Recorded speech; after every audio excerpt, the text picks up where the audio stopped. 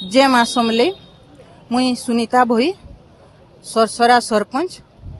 आज आमर सरसरा पंचायत रो एकाम्र छगरे विजयपुर रोडटा माँ पार्वती गिरी शत जन्मवार्षिक उत्सव रे अवसर रे तांकर पार्वती गिरी ना रे ई रास्ता के हमर मंत्री सूर्यवंशी सूरज उन्मोचन कले।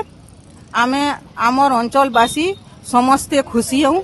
तार संगे मंत्री सूर्यवंशी सूरज प्रतिश्रुति देछन जे ई जगह रे गुटे स्थायी गेट कर्मा बोली।